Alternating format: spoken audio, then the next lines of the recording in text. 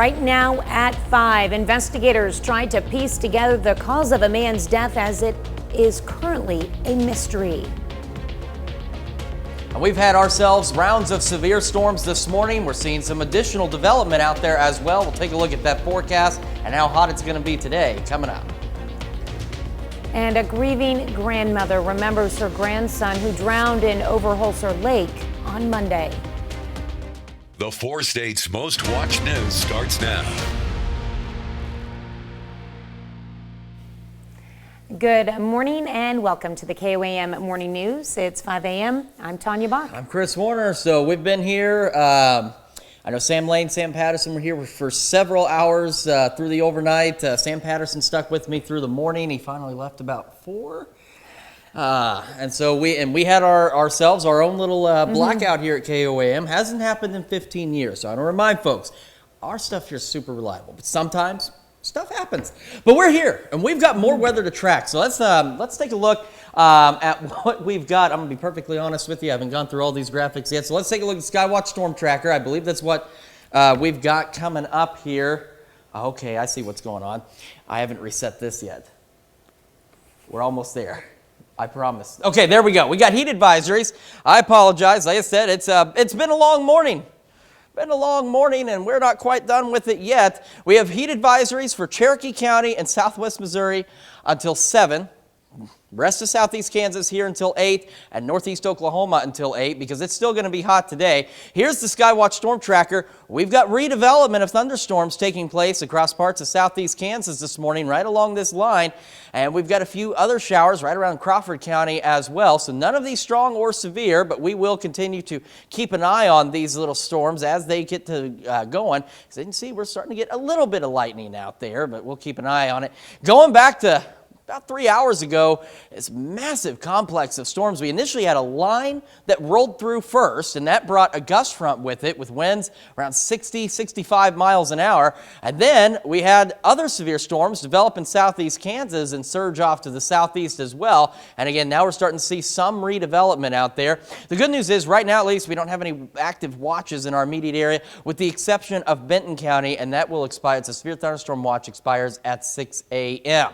As we go through the rest of the day, it's going to be hot. We'll see a few more clouds, though, than what we saw yesterday. And then as we head into the evening, here comes another round, initially of scattered showers. And then we go into the overnight hours, and we see additional thunderstorm development. Some of this could be strong, possibly low-grade severe. And then for our Friday, we're going to have scattered storms throughout the day. Here we are at noon on Friday. Thunderstorms out there. We'll get another round of thunderstorms later in the afternoon. And as we head into the evening and overnight, here comes another round of showers and thunderstorms.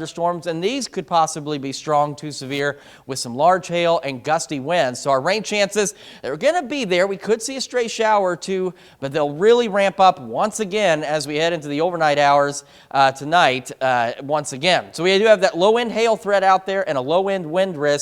And a quick look at our severe threats for the rest of today. We've got that low-end risk here. We've got the elevated risk for a good portion of the area for us on our Friday. And then we have just scattered thunderstorm chances on Saturday. We'll have more on your complete forecast. Take a look at what else is going on. We'll keep an eye on those storms in Kansas as well. Tanya? All right, thanks, Chris.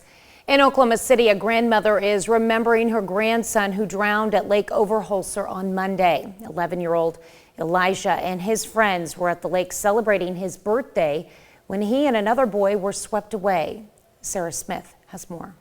A family coping with the devastation He was a lot of joy. of losing 11-year-old Elijah. He would give me a hug 1 minute, and then about 10 minutes later, he'd come back and he'll say, "Hi, Grandma," and he'd give me a hug. And I said, "Boy, I just seen you. I just gave you a hug."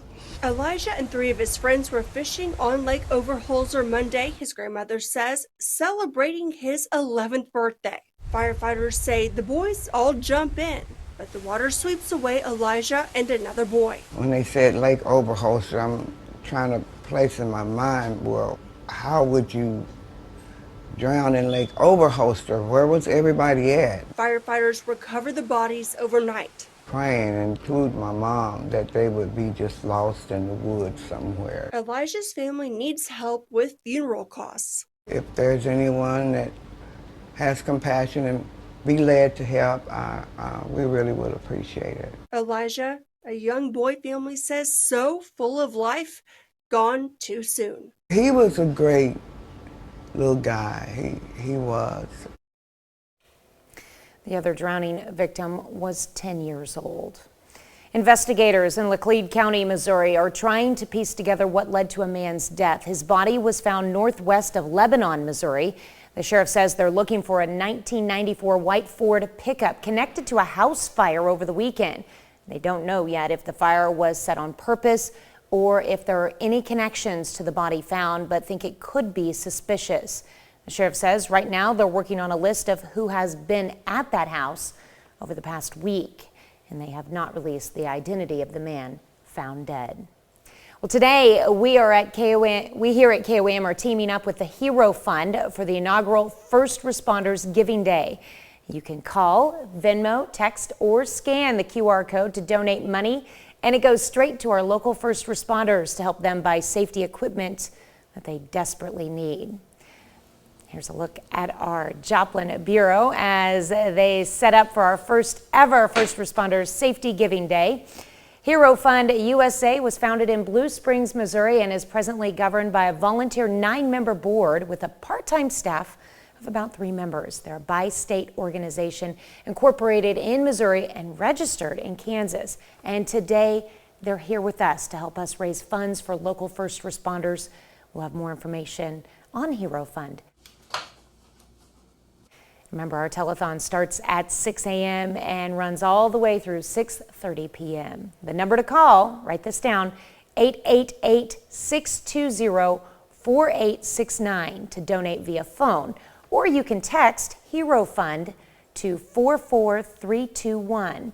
Or you can donate via Venmo with the @ of Hero Fund USA. And make sure that when you donate, you put in the note, KOAM. Missouri Southern State University celebrates the 20th anniversary of its university status. Missouri Southern was formerly known as Missouri Southern State College. On July 12, 2003, Missouri Governor Bob Holden signed a bill on the Missouri Southern campus that elevated the status of the institution from college to university. The former governor was Wednesday's guest of honor. Not only did the bill change Southern status, it also allowed the university to offer graduate programs. Former Senator Gary Nodler was also there. He played a role in the shepherding of the legislation through the Missouri Senate. I saw these people, men and women, who were about to get their master's degree from Missouri Southern State, who might never have been able to do that if this institution hadn't become a university.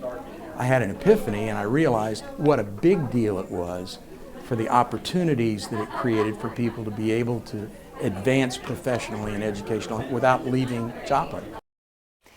Over the past 2 decades, Missouri Southern added various graduate degrees in fields including business, education, and justice studies. Most recently, the university added new graduate degrees in healthcare administration and data analytics. In Carthage, about 30 new teachers will join the city's schools in the fall, fewer than half of the total number of new educators hired last year. Continuing our series on how local school districts are getting ready for the upcoming semester, Carthage Schools' new hires went through a teacher orientation yesterday morning, and they will still have more training before classes start August 21st. It's less than it has been in previous years, and it's hard to put your finger on just one thing. Our pay is competitive, our benefits have improved over last year, and we're offering just things that we haven't offered before to our staff to keep them. I am a Carthage alumni, so I graduated Carthage, and so Carthage was my priority, to be able to work in the community in which I live and I grew up. While the district has only 2 teaching positions still open, Carthage is still looking for bus drivers, substitute custodians, and nurses, and other employees. A hiring fair is happening in 2 weeks. You can find information about it on our website at KOAMnewsnow.com.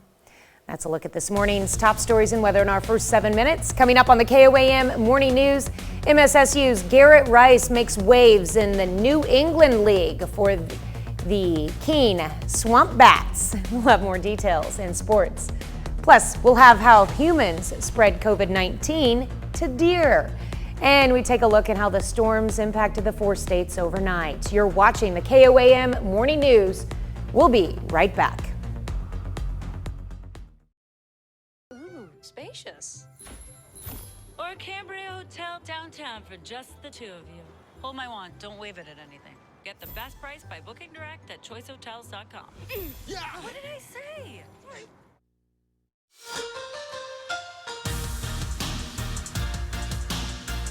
Well, this spring, Garrett Rice made an immediate impact in his first season with Missouri Southern baseball, battling over 300, hitting 10 runs. And, well, as you know, it's been storming as we've been through the morning. And unfortunately, we are seeing additional thunderstorm development out there. We'll have more on our local sports, and for the moment, I can at least recap with you some of what we've seen. We had a number of severe thunderstorm warnings this morning. We still have a number of power outages across the area as well. In fact, we were looking through the local storm reports. Pittsburgh Fire, just after 2 o'clock this morning, was reporting where they had several stranded cars from some flash flooding from this heavy rain, and even had to perform a couple of water rescues. We've also had wind damage reported in the Arcadia area in terms of some trees down, power lines down up there, and then just a number of severe wind reports. We knew yesterday that we were looking at the possibility of this being a significant wind event, and by golly, that is exactly what ended up happening across the 4 states this morning. We are again watching redevelopment of thunderstorms in southeast Kansas. The good news is so far no severe weather with those storms, but obviously, as you noted, some lightning in the area. That's just the way it is. Lightning, electricity, they don't always mix together. We are going to continue to monitor the storms as they roll through the area. Once these roll on out of here, we're going to get hot again today. Some of the good news is we're not looking to get nearly as hot as we were yesterday, but the humidity levels are still going to be high enough that we're going to see heat index values pushing once again upwards of around 105 degrees, maybe a little higher. With the thunderstorms rolling through, we do still have a severe thunderstorm warning, though, for Benton County that runs until 5:45. We also have that severe thunderstorm watch for Benton County as well that runs until 6 a.m. But thankfully, at least with this activity, it is continuing to shift off to the southeast out of the area. And one other thing we do want to remind you of is we have our Hero Fund Telethon that officially kicks off at 6 a.m., runs until 6:30 this evening. It's helping raise money for our local first responders. They do so much for us in our community. And what I just mentioned about Pittsburgh Fire, the water rescues they had to perform from flash flooding this morning, is a key reminder of the services that they do provide to our communities, and that's just them.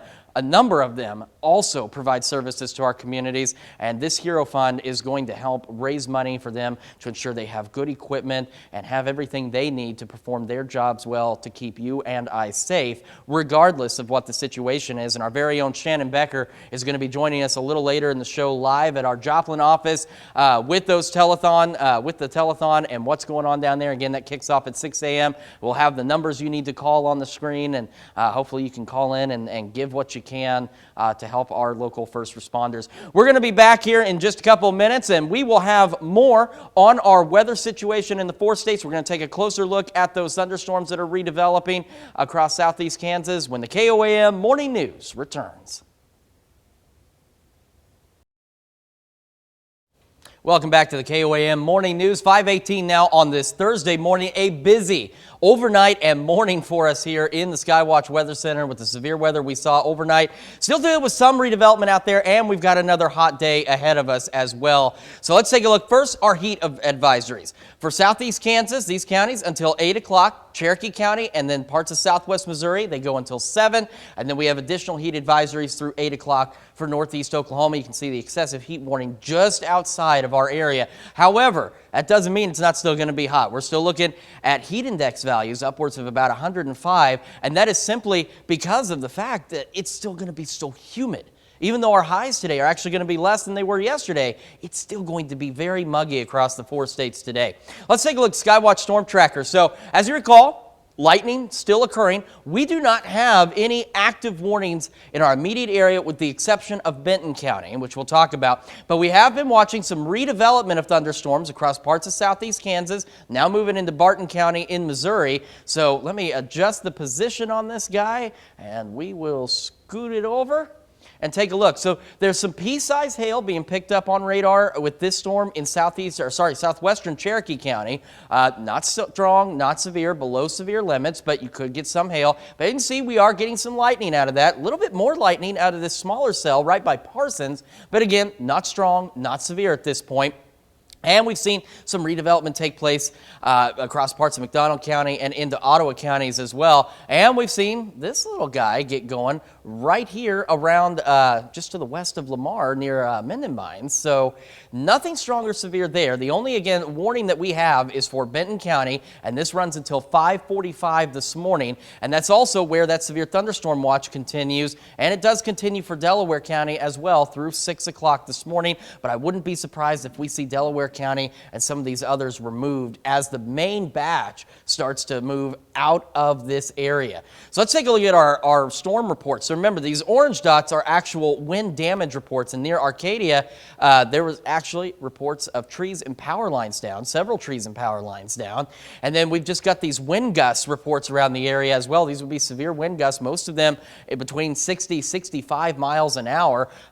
Joplin Airport, because I can recall this one just off the top of my head, was 64-mile-an-hour wind gusts as these storms moved through. And we actually ended up having two kind of batches out there, because we had this initial line that pushed through, and that gave us a gust front that gave us really strong winds ahead of it. And then we had this second development that took place in southeast Kansas and became severe and raced off to the southeast. And as you see, we're starting to see at least some redevelopment take place in parts of southeast Kansas.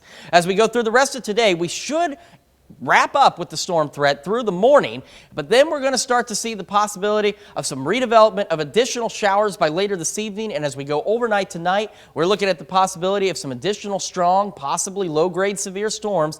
And then through our Friday, hot, muggy, but we're going to see scattered storms throughout the day. So it'll help keep our temperatures down a little bit. The humidity levels will still be high. The other problem is throughout the day Friday, with each of these different batches of showers and storms, they have the possibility to be strong, possibly severe, with hail and, again, wind being the primary threat with these storms. So for the rest of today, again, we're going to be pretty calm once we get through this morning. And then we'll head overnight and see those rain chances really begin to ramp up. We have got a low-end hail risk for the southern half of the area and a low-end wind risk as well, and that's really associated with what's left over from this morning. As we head into tomorrow, though, we've got an elevated risk for strong to severe storms for a good portion of us across the area. Real quick check of temperatures, 72 in Joplin, dew point humidity both up there, though. And a look at temperatures around the area, they're looking about like this: 74 Nevada, 71 Pittsburgh, Parsons, 74 Chanute, 74 Miami, and 73 in Neosho. We'll have another look at your forecast and more of the KOAM Morning News when we come back. Ownership. Topping Health Watch this morning, a new study finds COVID-19 was repeatedly spread between humans and deer during the pandemic. The finding raises concerns about animal reservoirs of infectious viruses. People spread the virus to wild white-tailed deer in the U.S. more than 100 times in late 2021 and early 2022. That's finding of a study from the U.S. Department of Agriculture's Animal and Plant Health Inspection Service.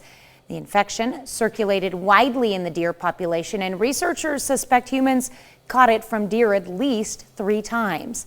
If the virus continues to circulate in deer, as it has in humans, the study suggests the animals could become a long-term reservoir, allowing the virus to develop new and potentially more dangerous mutations. Black men diagnosed with melanoma are more likely to die from the skin cancer than other racial groups. That's according to new research published by the American Academy of Dermatology. Scientists at the University of Nebraska examined cases in the National Cancer Database from 2004 to 2019. While 75% of white men survived the most deadly form of skin cancer, only 52% of black men did. Researchers say possible reasons behind the discrepancy include lack of insurance coverage, sunscreen usage, and access to medical care. An early diagnosis was a major factor in individual patient survival rates. That's a look at some of today's top health stories. You're watching the KOAM Morning News. Yeah, and we are still watching the possibility of some strong storms across the area. Let's go back to the Skywatch Storm Tracker real quick, and you can see where we still have that severe thunderstorm warning for parts of Benton County and watching redevelopment in parts of southeast Kansas. We'll have another look at that forecast when we come back.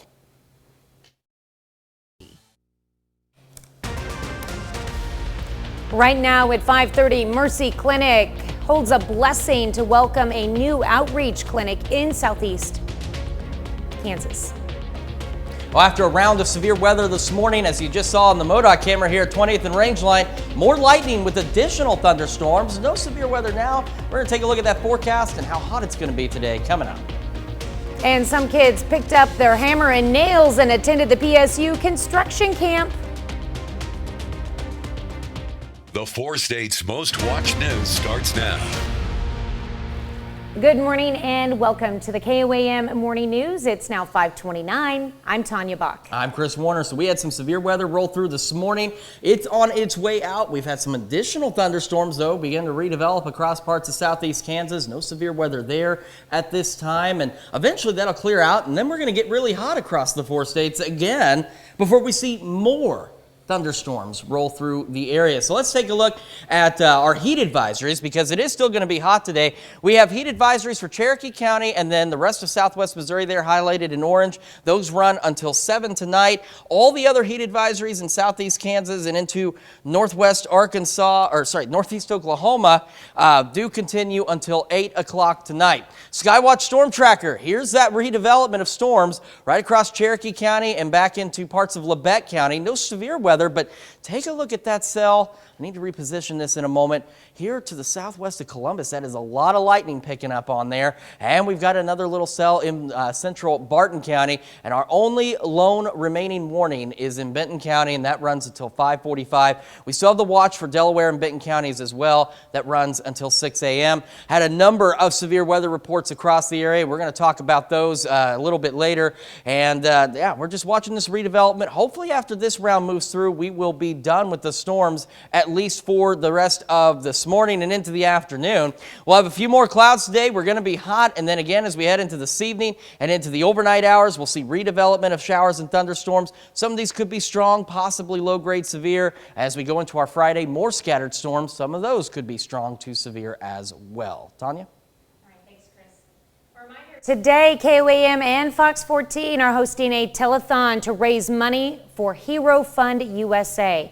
Hero Fund was founded in 2016 in Blue Springs, Missouri. Its mission is to provide funding for first responders' safety equipment and resources, including bulletproof vests, firefighting equipment, and water rescue equipment. The telethon will run all day. It starts at 6 a.m. and goes through 6:30 p.m. Brent Narges with the Pittsburgh Police Department says being a first responder can be very rewarding. Not only there's challenges, but certainly there's rewards to the career as well. Very noble profession, and there's lots of opportunities to serve the community, opportunities to see not only the positive side of things, but there's some challenging sides as well. But ultimately, it's how can we help people along the way, especially when they're experiencing certain challenges in their lives. Again, that telethon runs from 6 a.m. through 6:30 p.m. You'll be able to donate through the Hero Fund website by calling or texting or in person. And as we've been talking about today, we here at KOAM are teaming up with Hero Fund for our inaugural First Responders Giving Day. You call, Venmo, text, or scan the QR code to donate money, and it goes straight to our local first responders to help them buy safety equipment that they desperately need. We are joined by Shannon Becker over in our Joplin Bureau. Tell us a little bit more about Hero Fund. Welcome to the show, Shannon. Thanks, Tanya. As you can see, we're in our Joplin location to learn more about Hero Fund. What it is, it provides funding for first responder safety equipment and resources, and the money stays here local. They recently provided funding for a K-9 for a police department. They also provide funding for technology such as drones. Today, they're going to be here with us and help us raise funds for local first responders. But more information coming up at 6 o'clock, a live interview with Detective Kyle Hand. Back to you, Tanya. We're live here in Joplin. All right, thank you so much, Shannon. Remember, our telethon starts at 6 a.m. and goes until 6:30, so get your phone ready. The number to call, if you want to write this down, 888-620-4869. That's how you can donate via phone, or you can text Hero Fund to 44321. Or you can donate via Venmo with the ad of Hero Fund USA. Make sure that when you donate, you put in the note KOAM. All right, looking forward to that.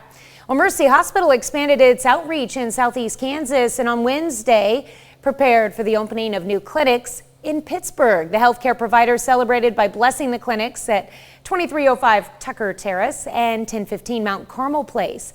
Doctors Jacqueline Orender and Holly Cranston will lead the new clinics. And we have joined the Mercy family. Both of us have been independent physicians here in the Pittsburgh community for several years. We're colleagues, we're call partners, so we've known each other for a long time, and we both decided that it was time to go to work for somebody, and we chose Mercy. Mercy acquired the clinics in May. Well, some kids in southeast Kansas are building their future. On Wednesday, Pitt State hosted its Construct Your Future program for area youth to learn and enjoy. Organizers say the program consists of 2 levels. One level kicked off for children ages 9 to 14. That included activities like bridge building, problem solving, and GPS usage. The director of the School of Construction says he didn't have to teach the kids everything. So we want to join in and be a part of that. As far as new things, you know, we just arrived a few weeks, so give us a little time to observe the community and get to know the community, and I'm sure God will lead us to some new things as well. Level 2 begins on Monday, and that includes building walls, pouring concrete, and constructing a doghouse. Well, there's some new faces at the Jasper and Newton County Salvation Army. They announced new leaders in Captains Bill and Deb Middendorp. That's who we just heard from. They're not from the area, but they have 6 years of experience in homeless street outreach in Chicago and in South Dakota.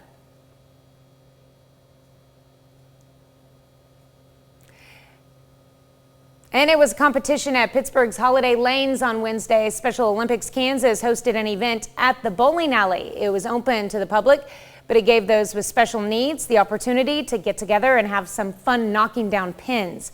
But it's not the only event Special Olympics has lined up. We have several events during the year. We have everything from bowling to golf to basketball to cheerleading, track and field, bocce, cornhole, powerlifting, and flag football. More than 200 people attended Wednesday's bowling event. Well, the first of 3 fairs kicked off in Montgomery County on Wednesday morning. 4-H members and other youth checked in their rabbits at the Cherryville Youth Fair. The youth fair has participants from as many as 6 counties and will feature up to 150 exhibits. A poultry show was held yesterday evening. So my first year at the youth fair was when I was 5 years old, so this will be my 11th year exhibiting. I started out with Pewee, arts and crafts, foods, pictures, and then I've been showing goats and cattle for a few years now, and I've really enjoyed all that. The youth fair will run through Saturday. That's a look at our top news stories. Coming up this half hour on the KOAM Morning News, we take a look at some of the new documentaries that focus on baseball's Negro Leagues and black players in hockey. Plus, a BBC presenter is in some hot water after he's at the center of a scandal. We'll have the latest. You're watching the KOAM Morning News. We'll be right back. Partner of the St. Louis Cardinals.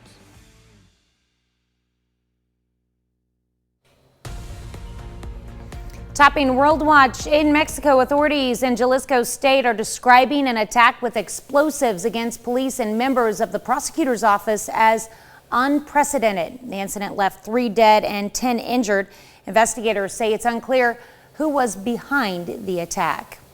A fire in Naples, Italy destroys artist Michelangelo Pistoletti's Venus of Rags art installation. It's unclear how the fire started, but officials say it appears to be an arson attack. The mayor of Naples said Wednesday the installation will be redone and there will be a fundraiser to ensure the reconstruction. The Venus of Rags was presented 14 days ago as the first installation of the Napoli Contemporanea 2023. Japan and South Korea have strongly condemned Pyongyang after it fires an intercontinental ballistic missile that landed between the Korean peninsula and Japan on Wednesday. State broadcaster KCTV aired footage of the launch of the HWA-Song-18 missile on Thursday. The ICBM was fired just days after North Korea threatened to shoot down U.S. military reconnaissance planes flying over nearby waters.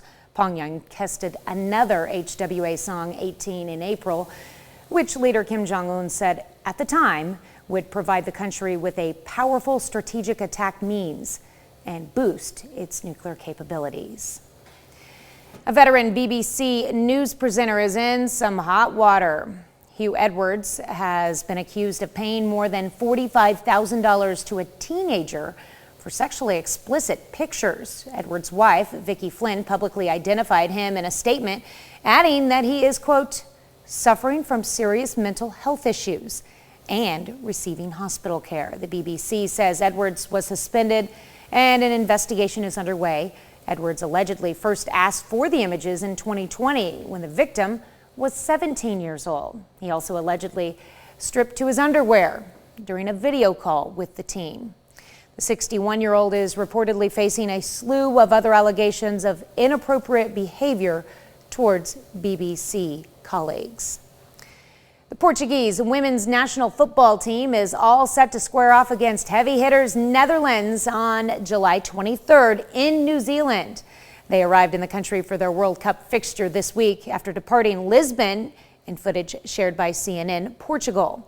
2023 FIFA Women's World Cup is set to become the most attended women's sporting event in history. And this summer's tournament will be a World Cup of first. It's expanding to 32 teams, and for the first time, every player will be guaranteed a $30,000 payday from FIFA. That's a look at some of your biggest headlines from around the world. We'll be right back. Quote and find an agent at amfam.com.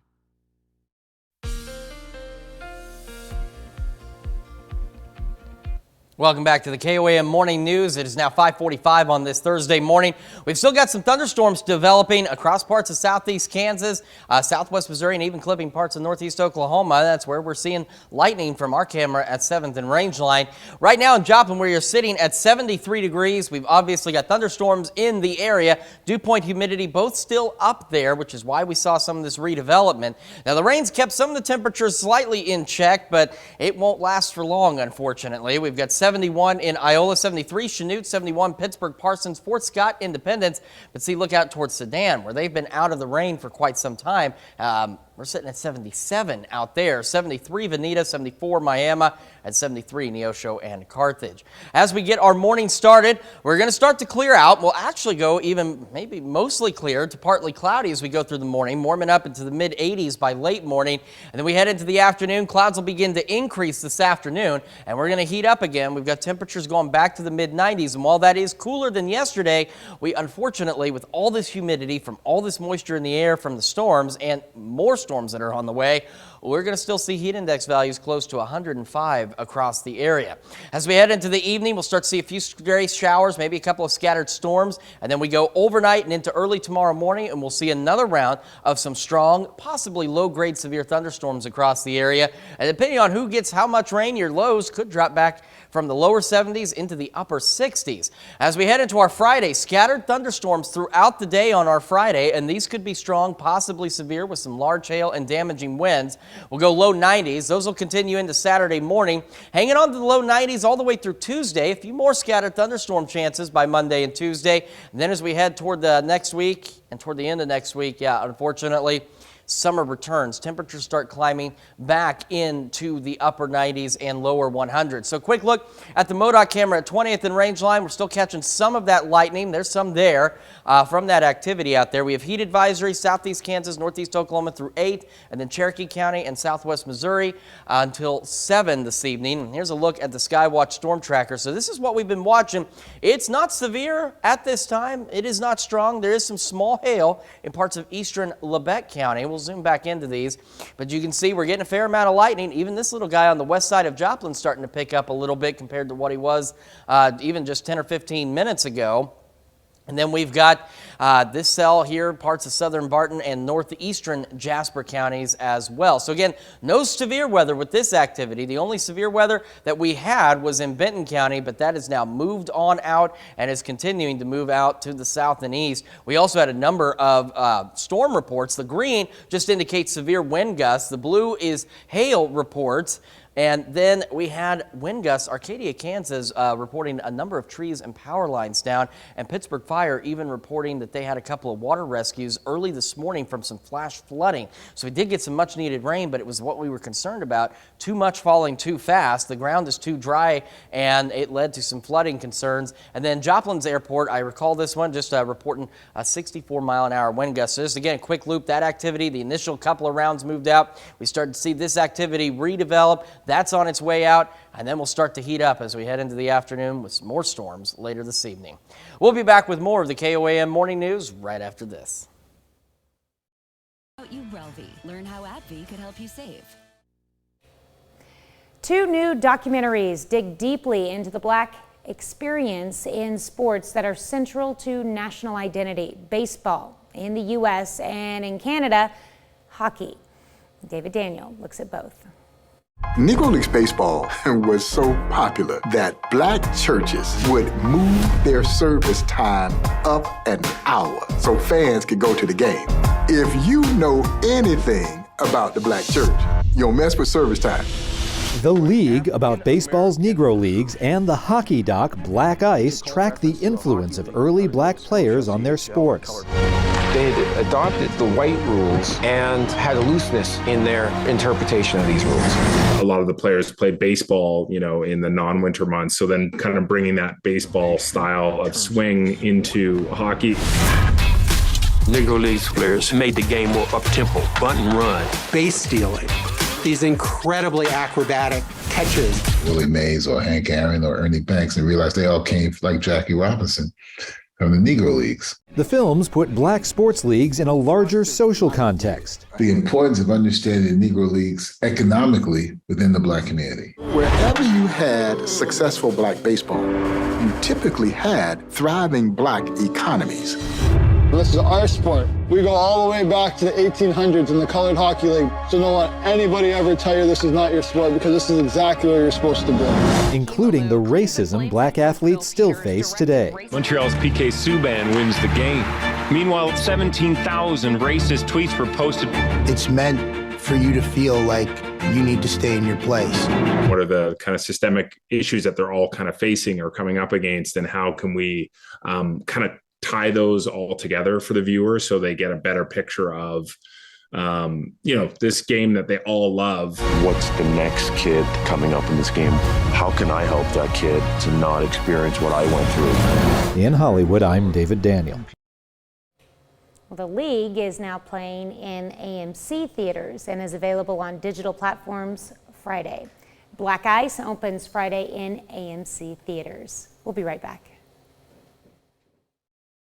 Beat the July. Hotels.com. Yeah. What did I say? Disney World is celebrating an exciting new arrival. A female white Shetland pony was born Tuesday morning at the Tri-Circle D Ranch at the Fort Wilderness Resort and Campground in Bay Lake, Florida. The foal joins her big sister Lily, also a white Shetland, who arrived in 2019 and is named after Walt Disney's wife. The new pony, like Lily, will begin training at the ranch when she is 2 years old.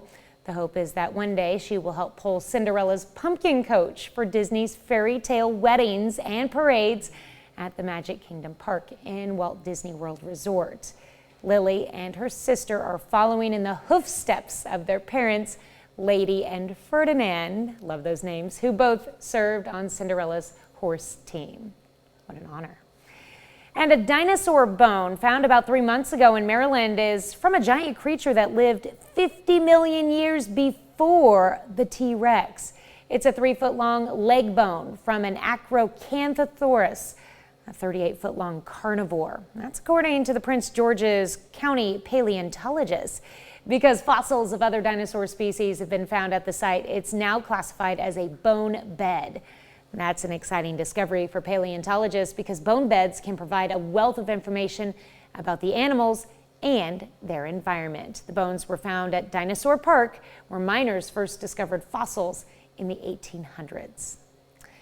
And check out this stunning new image NASA released to celebrate the James Webb Space Telescope's first anniversary. The image shows the nearest star-forming region to Earth, located 390 light years away. It's called the Roa-Fiuki Cloud Complex. The complex contains 50 stars similar in mass to our sun, and that means these future planetary systems may resemble what our own solar system looked like in the very beginning. The James Webb Telescope is the most powerful telescope ever sent into space. It launched December 25th, 2021. NASA shared its first set of images 1 year ago this Wednesday. We've still got a few scattered thunderstorms out there this morning. Those will begin to clear out. We'll actually at least briefly go, excuse me, with mostly clear to partly cloudy skies for the morning, mid-80s. By late morning. Then we'll see clouds increase, and despite that increase in clouds, still looking at mid-90s for highs, and we're talking about heat index values up to 105 degrees possible out there. We go into the evening, we'll start to see a few more scattered showers and thunderstorms overnight. We're going to see more strong, possibly low-grade severe thunderstorms overnight tonight and go back lower 70s, upper 60s. Then we'll have scattered thunderstorms throughout the day on our Friday. Some of those could be strong, possibly severe with large hail and gusty winds throughout the day. We're going to hang on to the low 90s through at least Tuesday. More storms Monday and Tuesday. And as we head into next week, as you see by Wednesday, temperatures start to heat up again. We'll be back with more of the KOAM Morning News right after this.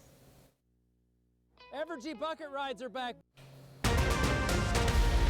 Right now at 6, hefty fines hit a Southwest Missouri chemical plant accused of failing to protect its employees from hazardous chemicals. We're starting to get more of this heavy rain in Joplin, at least at 20th and Range Line, with additional scattered thunderstorms out there. These will eventually clear out, and we're going to get hot again. We'll take a look at that forecast coming up. And the Sunflower State looks to power up the Kansas electrical grid infrastructure with an infusion of $13 million, thanks to the federal government. The 4 states' most watched news starts now.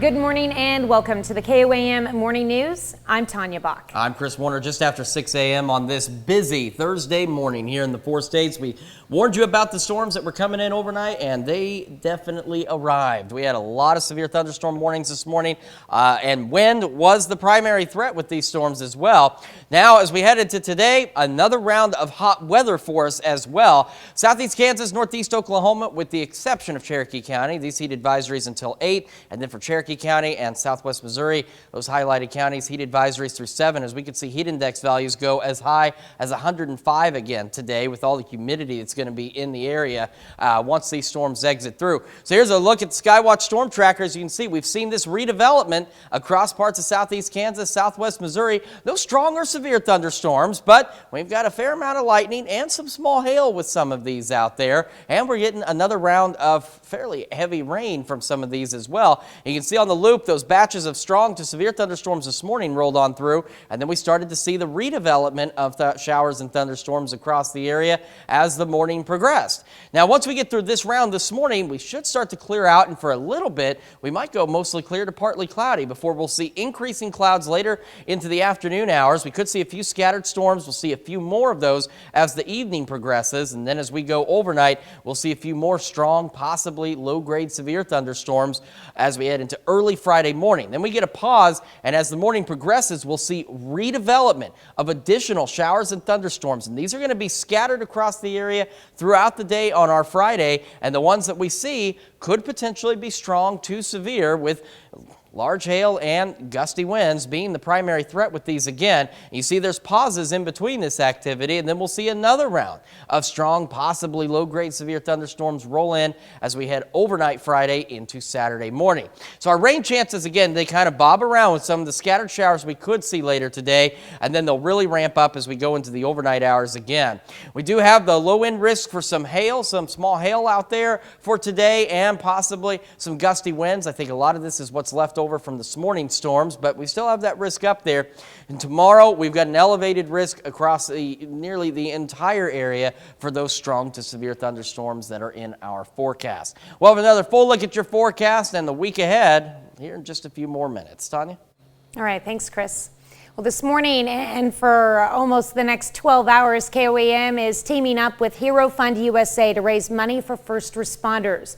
Not just first responders, but law enforcement officers, firefighters, and emergency medical services personnel right here in the 4 states.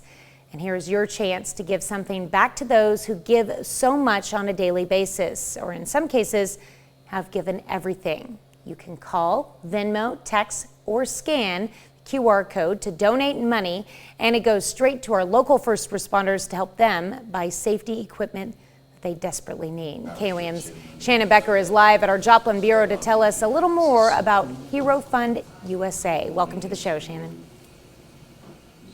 Just answer. Thank you for calling. Thanks, Tanya. Yeah, this is the inaugural Hero Fund fundraiser right here, and we're in Joplin. See everybody wave to the camera. They're all up. They're ready for your phone call. At this point, you might wonder, what is Hero Fund? The Hero Fund USA was founded in Blue Springs, Missouri. It's a bi-state organization incorporated in Missouri, registered in Kansas. Its mission is to provide funding for those such as things such as bulletproof vests, firefighting equipment, water rescue equipment, high-tech devices, and more.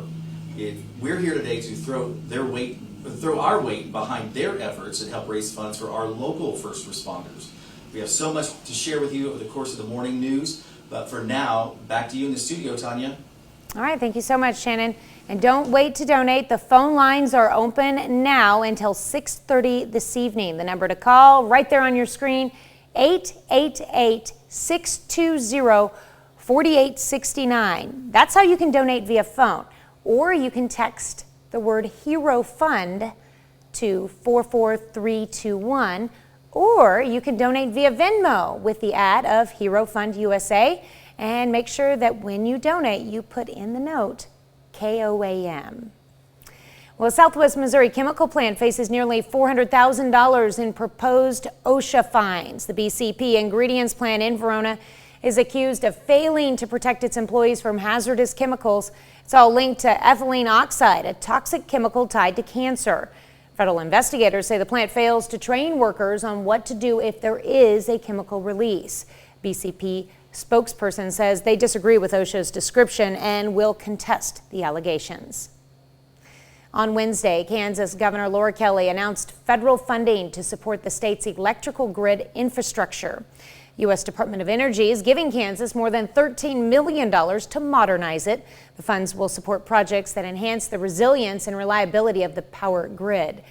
It's all to promote training. It'll also promote training and retention of a skilled workforce. Officials say this investment aims to strengthen emergency preparedness and upgrade the power grid to provide clean and affordable electricity, particularly during extreme weather events. Well, Southwest Missouri has had its air conditioners cranked up to high as temperatures topped out near 100 on Wednesday, some places over. Nicolette Zangara shows us ways to keep your HVAC system from failing and how to save a little money along the way.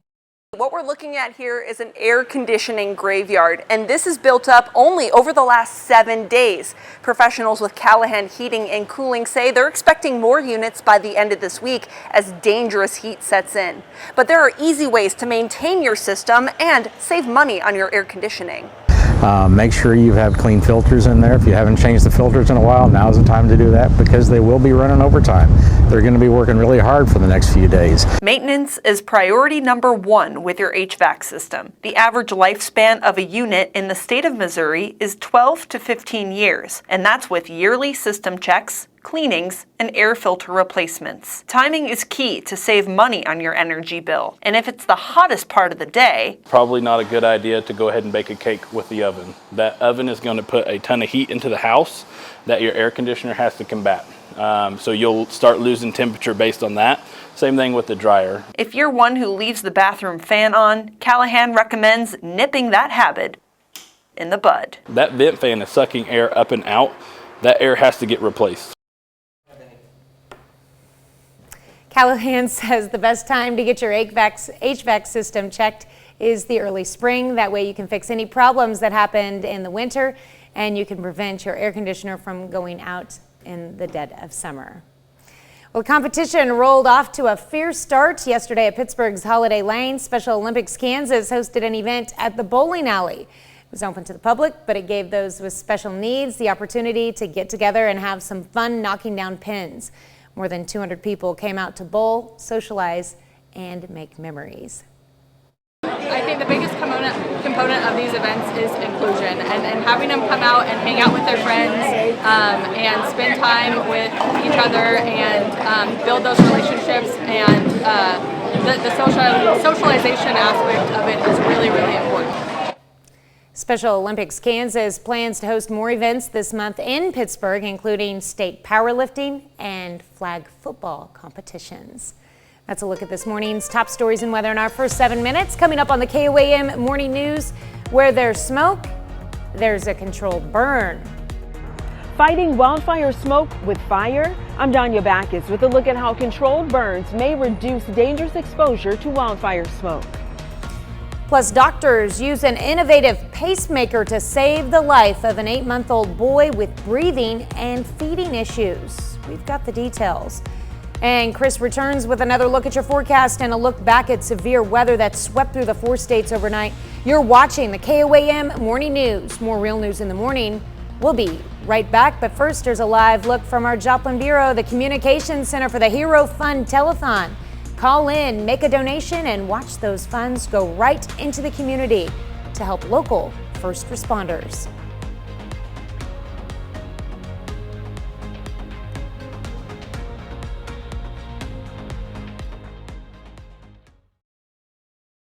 On this Hero Fund Giving Day. Again, you have from now until 6:30 tonight to call this number. Hey, Frank, thanks so much. Thank you. Topping Nation Watch this morning, the Justice Department is appealing the prison sentences given to 8 convicted defendants tied to the Oath Keepers. The department wants a harsher punishment than what was handed down on Wednesday. Federal prosecutors working on the cases of Oath Keepers leader Stuart Rhodes and others filed court papers appealing the sentences set by a judge in late May.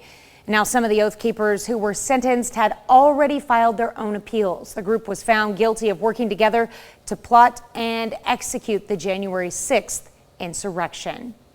In Birmingham, Alabama, police are investigating a shooting that left 2 firefighters in serious condition.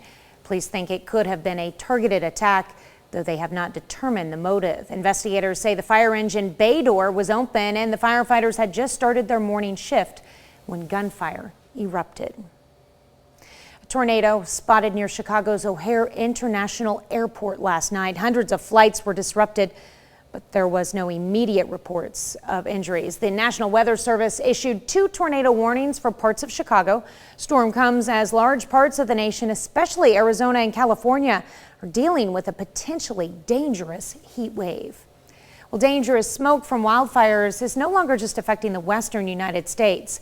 Smoke from Canadian wildfires has reached the Midwest and East Coast this summer with a mixture of air pollutants. It is unhealthy to breathe and can be dangerous for children, the elderly, and people with respiratory conditions. Recent study shows controlled burns may have a significant impact on wildfire smoke exposure. Danya Backus explains. Unhealthy air has blanketed large swaths of the country recently, caused by wildfire smoke. But one way to clear that dangerous air may be fire itself. Most recently, we're burning to try to mitigate the effects of wildfires, try to reduce the size and the severity of the wildfires. Professor Frank Davis, the landscape ecologist at the University of California, Santa Barbara, participated in a controlled burn at California's Sedgwick Reserve. The wildfires burn big and hot, and they produce big smoke plumes that go long distances. Controlled burns tend to be more local smoke plumes because they're burning small burns and they're burning them in shorter periods of time. A new study from Harvard, the U.S. Forest Service, and the National Oceanic Atmospheric Administration found prescribed burns, those intentionally set by fire experts in controlled conditions, could greatly reduce the overall exposure to wildfire smoke throughout the western United States. The West Coast both experienced the largest smoke exposures, but also contributed most to the burden of smoke for basically the entire West. The study's lead author, Makoto Kelp, says the research team observed the size of the burn matters. So we find that larger prescribed burns on the order of like 1,000 acres or so may reduce smoke impacts from future large wildfires. But very few of these kinds of burns are happening in the most important areas. Both Kelp and Davis say there's still a lot to learn from prescribed burns, but that it's one tool to help protect land and people from the dangerous effects of wildfires. Danya Backus, CBS News, Los Angeles. That's a look at some of today's top national stories. Here's Chris with a look at your forecast. Yeah, we are continuing to see scattered thunderstorms across the area this morning. We're going to take a full look at that forecast and what the rest of today and the end of this week have to hold when we come back.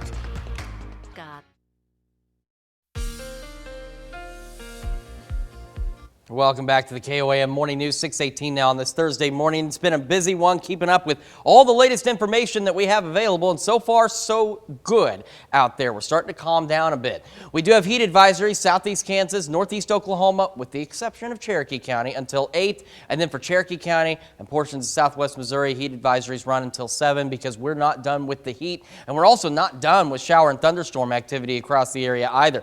Take a look at all this that just keeps kind of redeveloping across the region into parts of southeast Kansas, northeastern Oklahoma, and southwest Missouri.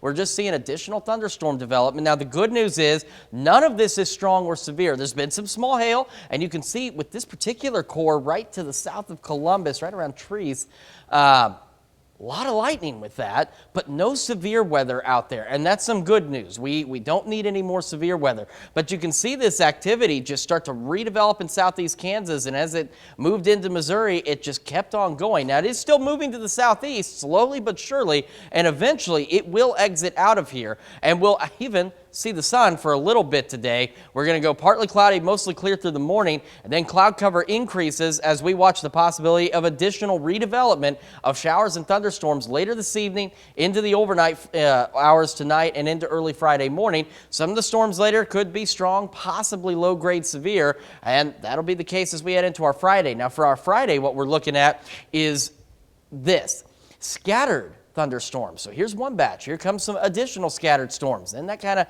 moves out. Then there's additional scattered storms by 4.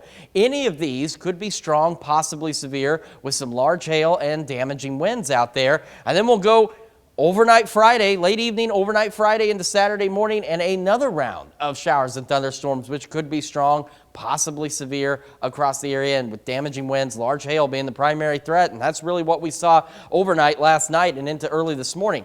Rain chances, again, they kind of bob around with the scattered shower possibilities, and then they'll pick up once we go overnight and into our Friday morning. We have a low wind risk for some hail in our southern counties, same for the wind. And then as we head into our Friday, we've got an elevated risk for a good portion of our area for some strong to severe thunderstorms. And then we just have that scattered thunderstorm risk as we head into Saturday morning across the area. Our camera, 7th and range line, that cloud cover out there. So we've got some thunderstorm activity in and near the Joplin area, sitting at 73 at dew point humidity, both up there, and they are not really going to back down that much through the day. And that's why those heat advisories in place, because we could have heat index values today up to 105 degrees again across the area.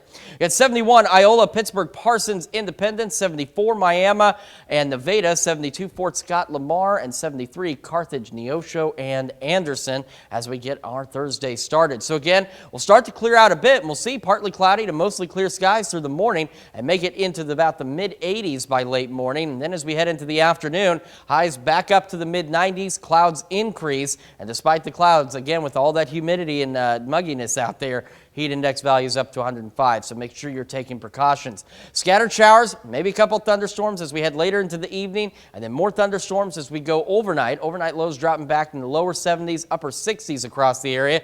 While those scattered thunderstorms throughout the day on our Friday, we're going to go low 90s. In between, though, could still be pretty muggy out there. Heat index values say maybe 95 to 100. We're going to stay in the low 90s through the weekend. We'll get rid of the showers and thunderstorms on Saturday. We'll see additional showers and thunderstorms possible Monday and Tuesday of next week. But watch this. You see, we stay in the lower 90s. We're not too bad. Then By Wednesday, yeah, temperatures really start to take off again as we head toward the end of next week. We go back upper 90s, lower 100s again, and a low-end chance of maybe a stray shower or thunderstorm as we head into Friday evening of next week. We'll continue to watch these storms this morning, not anticipating any other strong or severe storms, and we'll, of course, keep you updated on our storm chances for tonight. We'll have more of the KOAM Morning News right after this. On KOAM is sponsored by Integris Health with hospitals in Miami and Grove. Integris Health, partnering with people to live healthier lives. Topping Health Watch this morning, social isolation is a common problem as people age, and it may be linked with a shrinking brain. A study published by the American Academy of Neurology used MRI scans and finds seniors with the lowest amount of social contact have significantly lower overall brain volume when compared with the most social seniors. Researchers say being more social could potentially prevent brain loss and dementia. They point out, though, the study does not prove that social isolation causes brain shrinkage. It only shows an association. One tool to fight loneliness could soon be robot companions powered by artificial intelligence. According to a report in Science Robotics, companion robots could soon form strong social connections with humans. And a survey of doctors found 70% think insurance should cover the cost of the technology.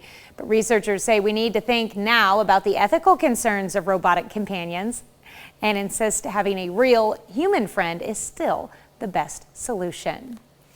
New data explores the link between income inequality, social mobility, and deaths of despair. Those are deaths from things like suicide, drug overdose, or alcohol-related liver disease. A study published in JAMA Network Open looked at county-level data across the U.S. and finds a higher risk of death and despair in places with unequal income distribution and low social mobility.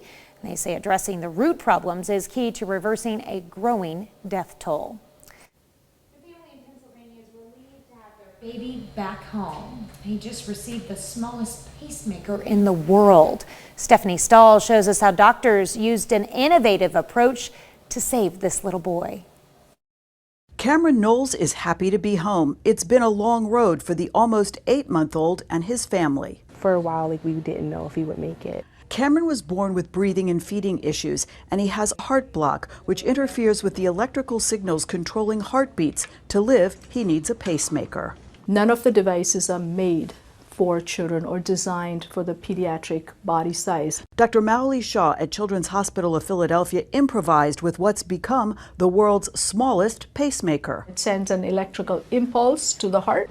The tiny pacemaker the size of a AAA battery had to be specially adapted for Cameron. Then the team here at CHOP worked to get FDA clearance for humanitarian use. Cameron is one of maybe 10 kids in the whole world to get this kind of pacemaker. This is the device that's usually implanted inside an adult heart, reconfigured for Cameron to be placed outside his heart. It's a lot smaller than a conventional pacemaker, allowing for a less invasive surgery and quicker recovery. The fact that it's the smallest in the world is just amazing. Cameron's mom, Shakira Presley, says the decision to try something so new was not easy. Just these decisions that you're forced to make as a parent, to just make sure that he's well. It's difficult. I'm just so thankful for that it was an option for us. A tiny device making big dreams come true. Stephanie Stahl, CBS News, Philadelphia. And now that he's home, doctors will be able to monitor Cameron's heart with a transmitter that is connected to the pacemaker. Eventually, the tiny device will have to be replaced as he grows. That's a look at some of today's top health stories. You're watching the KOAM Morning News. Yeah, and we are continuing to watch scattered thunderstorms across the region this morning. They will eventually move out, will heat up, and then we'll see another round of storms later tonight into our Friday. We'll take another look at your forecast when we come back. Ask about Ubrelvy. Right now at 6:30 with the school year fast approaching, area schools hope to put the finishing touches on any personnel staffing, but one area school still has some vacancies to fill. We've been dealing with severe weather through the morning. Thankfully, that's winding down. Still some scattered storms out there, and it's going to be another hot one. A lot to talk about in your forecast coming up. And the Missouri Southern State University reaches a milestone as it celebrates its 20 years since it transitioned from a college to a university. The 4 states' most watched news starts now. Good morning and welcome to the KOAM Morning News. It's now 6:31. I'm Tanya Bach. I'm Chris Warner. So it has been a busy night in the Skywatch Weather Center. We've still got some scattered storms out there. We got the heat to deal with today, and we've got more storms tonight, more storms tomorrow, and more storms tomorrow night. So let's talk about all of that. We're going to throw a lot of information at you, but we're going to break it down nice and easy. Let's start with our heat advisories for today. Southeast Kansas, northeast Oklahoma, with the exception of Cherokee County, these advisories run until 8 o'clock tonight. And then Cherokee County and southwest Missouri, these heat advisories run until 7. That's for heat index values today that could reach as high as 105 with temperatures right around the mid-90s. All right, Skywatch Storm Tracker, take a look. We still have these scattered thunderstorms across the area. Now, again, the good news is so far no severe weather with any of this activity, but you can see we're getting quite a bit of lightning, especially as this cell now moving into parts of northern Ottawa County, and some much-needed rainfall. That's one thing we've gotten, and unfortunately, we also had some flooding concerns to deal with. So here's that whole batch. There's that redevelopment that took place, and it's just kind of hanging on in parts of the viewing area, now moving into northeast Oklahoma, southeast Kansas. Now, as we go through today, once we get past these storms this morning, we will at least briefly go partly cloudy to mostly clear. And then as we head later into the afternoon and evening, we're going to see clouds increase again. We're going to go mostly cloudy. Doesn't stop us from getting hot, as you can see. And we'll start to see a few scattered storms in the evening, a few showers out there. And then as we go overnight, we'll see additional showers and thunderstorms develop. Some of these could be strong, low-grade severe as we head into early tomorrow morning. And then as we go later into the morning and throughout our day Friday, we're going to see this. Scattered thunderstorm activity throughout the day. See, like southeast Kansas for a few hours doesn't get anything until we head until about 4 o'clock. We start to see more development take place across the area, and then it'll clear out. And then we start going later into the evening and overnight hours Friday into Saturday morning, and we'll see additional showers and thunderstorms. Some of these could be strong to severe with large hail and damaging winds as the primary threat. So rain chances, again, they kind of bob around a little bit with those scattered showers, and then they'll pick up as we head into the overnight hours. We do have a low wind risk for some small hail and maybe some gusty winds with some of these storms as we head through today. And then as we head into our Friday, we go back to having an elevated risk for a strong to severe storms across a good portion of the area. We've got more of your forecast to talk about and only so much time to do it in. We'll have more on that complete forecast here in a few more minutes. Tanya? All right, thanks, Chris. Reminder, today KOAM and Fox 14 are hosting a telethon to raise money for Hero Fund USA. Now, Hero Fund was founded in 2016 in Blue Springs, Missouri. Its mission is to provide funding for first responders, safety equipment, and resources, including bulletproof vests, firefighting equipment, and water rescue equipment. The telethon runs until 6:30 tonight. Taylor Cerny, Pittsburgh fire chief, says being a first responder can be very rewarding. The work and grinding it out. I feel like when you have a passion for your job, you don't go to work a day in your life. And that's how I felt. I've loved every minute of working as a firefighter. Exceptional crews, exceptional people to work with, and getting to go out and do something, give back to the community in maybe it's just a small way one day.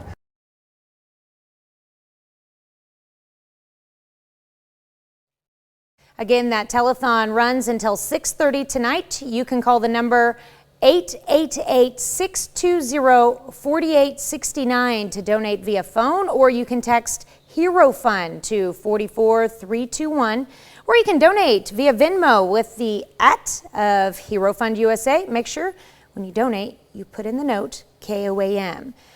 Coming up in just a little bit, Shannon Becker. Join us. Together we can save them all.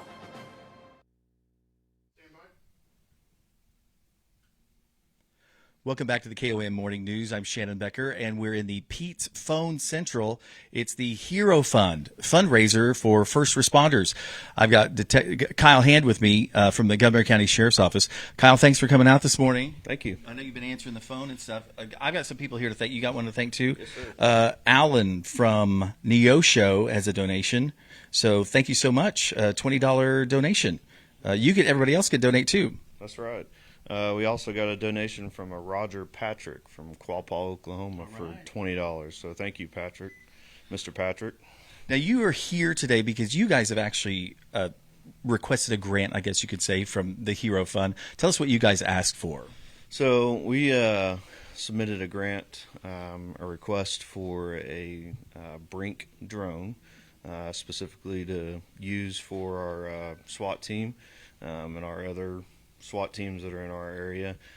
This drone is specifically designed to search the inside of a residence, so it doesn't have all those sensors for obstacles and stuff like that. It can go from room to room, upstairs.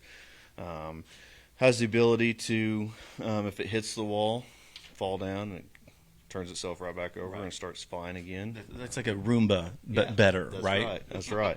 That's exactly right. So tell us, how does this keep officers safe? I mean, obviously, to me it's obvious, but explain to people how using a drone would keep your officers more safe. Sure. So it would keep us safe in the fact, and also keep the person that we're trying to contact safe, in the fact that we can fly this drone in and kind of find out where he's at inside the house and help us give resources to him, like a telephone or something to talk to him. We can also communicate to that individual through the drone and try to talk him out, because the ultimate goal here is to get them to come out and nobody gets hurt. And so if we can locate him inside that structure, or them inside that structure, without sending an officer in there, then that lowers the chances of a bad situation happening and the officer getting hurt or the individual getting hurt. So this Brinks drone, how far along are you guys in the process? You almost ready for it? Yes, sir. We've got the contract through Brink, and we just have to finalize everything and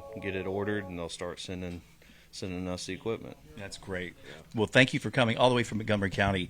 So it's the Hero Fund fundraiser. We're right now in the Pete's Phone Central, where you can call, or you can actually also Venmo to donate. Here, you can, I don't know if the numbers are on the screen. You can call 888-620-4869, or you can donate Venmo at Hero Fund USA. You can note on there KOAM.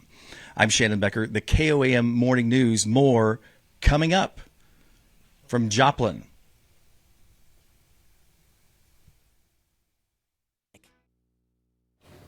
Welcome back to the KOAM Morning News on this stormy Thursday morning. We're going to begin with some birthdays starting in Pittsburgh with Braylon Hazley celebrating number 10. Happy birthday, Braylon. And Andy Johnson in Oswego is celebrating birthday number 12, but she isn't in Oswego in that picture. She's all the way in Cincinnati at the zoo celebrating with our favorite hippo, Fiona. All right. I think we've done stories about Fiona. I know, that's cool. We've also got our neighbor in Crestline, Jonathan Palmer, celebrating number 39. Happy birthday. In Chanute, Kansas, Robert Travis turns 72 years old this year. Happy birthday, Mr. Travis. And in West Mineral, we've got Phyllis King celebrating number 72, and she's pictured there with her grandkids, Caitlin, Kendall, Cole, and Allie. All right. And then we've got David Sherrill celebrating birthday number 91. I'm told his nickname is Snooty. He's a lifelong cattleman. That message is from his brother, by the way. That makes sense. Mr. Sherrill celebrating 91 in Iola, Kansas. And then up in Lamar, we've got Charles and Pat Burr celebrating their 50th wedding anniversary. A very happy anniversary to the Burrs. John Bates celebrating in Arma, Kansas. Happy birthday. And Mike and Debbie Lewis down in Neosho celebrating their 40th wedding anniversary. A happy anniversary to the Lewis family.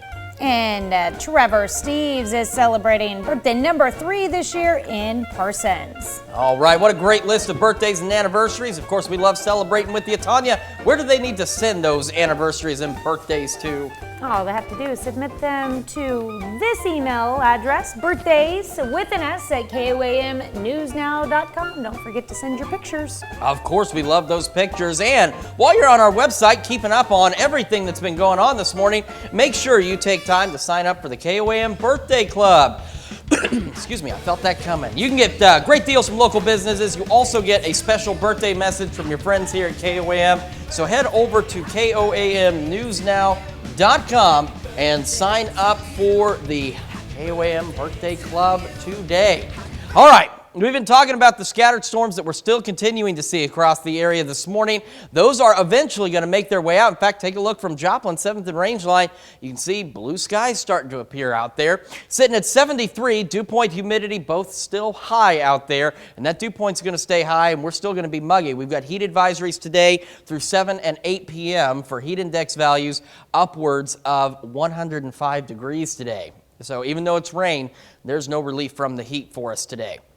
Temperatures around the area, 70 in Iola, 73 in Chanute, 71 Parsons, Pittsburgh, Lamar, Nevada, 73 in Carthage, Satopa, 74 Miami, and 71 down in Neosho. As we get our morning started, we will eventually begin to clear out briefly. We'll go partly cloudy, mostly clear, and start warming into the mid-80s by late morning. Highs today, mid-90s out there. And as I mentioned, those heat index values upwards of 105 degrees. We'll go mostly cloudy, though, as we head through the afternoon and into the evening. Could see a few stray showers, maybe even a couple of pop-up thunderstorms in the evening initially, and then we'll see more thunderstorm development as we go overnight tonight, with lows dropping back into the lower 70s and upper 60s. Some of the storms tonight could be strong, low-grade severe. Then we'll go into our Friday, and we could see additional strong to severe thunderstorms scattered throughout the day. Still hot and muggy, though, as we go low 90s. Heat index values could still be 95, possibly upwards of 100. Those thunderstorms will continue with us into Saturday morning, and then they'll start to clear out, and we'll go low 90s all the way through Tuesday. More scattered storms Monday, Tuesday. And then after that, I don't want to show you, but the summer heat returns. We go back upper 90s, lower 100s as we head toward the second half of next week, and maybe a few stray showers on our Friday. MoDOT camera 20th in range line showing us those wet roadways out there as we've been dealing with some showers, even some thunderstorms over the Joplin area. Here's a look at those heat advisories. Southeast Kansas, Northeast Oklahoma until 8, and then Cherokee County and Southwest Missouri, they run until 7 this evening. And the Skywatch Storm Tracker, as we mentioned, showing those showers and thunderstorms starting to clear out. And you can see the cutoff on the cloud line here. We've got clear skies back behind this. And again, at least for the time being. So we're going to move this around a little bit. We've got that one thunderstorm here now just to the southeast of Miami. And it's had some small hail and some gusty winds, but it has not been severe. It's not been too over the top, but you can see a lot of lightning with that thunderstorm as well as it continues to move off to the southeast. And we got some lightning with this little cell. It's kind of branched off of that just to the south of Neosho, and some thunderstorm activity right along I-49 heading down toward Pineville. And of course, if you're traveling anywhere to the east, we've got additional thunderstorms. Mount Vernon, Monette area, just north of Cassville, and then back down I-49 and 71 rather, into Benton County in northwest Arkansas. So we got the main batch of storms out of here, and then we just saw this additional redevelopment take place across parts of southeast Kansas and eventually rolled into southwest Missouri. So almost done with the showers and thunderstorms this morning. I know we need the rain. We just don't need the severe weather. We need the storms to settle down, and they can come back later and bring us some more of that much-needed rainfall. Well, we've got the news you need to know before you head out the door right after this break. But first, why don't we go up to New York City and see what's happening on CBS Mornings. I'm Tony Nicopol. Coming up on CBS Mornings, snowboarding legend Shaun White. He'll be with us to talk about his revealing new docu-series and life after retiring from the sport. It's coming up on CBS Mornings. Cheer up, wannabe twinsy. Here's a check of today's top headlines, the news you need to know before you head out the door. In Carthage, about 30 new teachers will join the city's schools in the fall, fewer than half the total number of new educators hired last year. Carthage Schools' new hires went through a teacher orientation Wednesday morning, and they will still have more training before classes start August 21st. Mercy Hospital expanded its outreach in southeast Kansas and on Wednesday prepared for the opening of new clinics in Pittsburgh. The healthcare provider celebrated by blessing the clinics at 2305 Tucker Terrace and 1015 Mount Carmel Place. Doctors Jacqueline Oriender and Holly Cranston will lead the new clinics. And some kids in southeast Kansas are building their future. On Wednesday, Pitt State hosted the Construct Your Future program for area youth to learn and enjoy. Organizers say the program consists of 2 levels. One level kicked off for children ages 9 to 14, and that include activities such as bridge building, problem solving, and GPS usage. The director of the School of Construction says he didn't have to teach the kids everything, though. And it was a competition at Pittsburgh's Holiday Lanes on Wednesday. Special Olympics Kansas hosted an event at the bowling alley. It was open to the public, but it gave those with special needs the opportunity to get together and have some fun knocking down pins. But it's not the only event Special Olympics has lined up. And that's a check of today's top headlines, the news you need to know before you head out the door. After the last of these storms clear out, we've got heat advisories across the area. Temperatures mid-90s, mostly cloudy, heat index values upwards of 105 degrees possible today. We'll start to see a few scattered showers and thunderstorms this evening, more of them overnight into our Friday. Overnight lows, low 70s, upper 60s. Excuse me. Then we've got scattered thunderstorms throughout the day on our Friday, low 90s. Heat index values could still be up there, 95 to 100. And storms throughout our Friday could be strong, possibly severe with some large hail and gusty winds. Those will continue into Saturday morning and we'll go low 90s all the way through Tuesday. More storms Monday and Tuesday, and then getting hot in the second half of next week. Right, well, coming up today at noon, we're making sangria granita in the Mr. Food Test Kitchen. All right, and your morning news continues on KOAM with CBS Mornings. For the first time in its 50-year history, a U.S. team won the Ocean Race, a 6-month, 36,000-mile sailing race around the world. Man, that's an impressive feat. Well, ahead on CBS Mornings, team skipper Charlie Enright discusses the grueling event and the team's important environmental mission. Or you can switch on over with us on Fox 14, where your only local morning news continues. And this morning, we're taking you live back out to Joplin for our second hour of the Heroes Fund Telethon.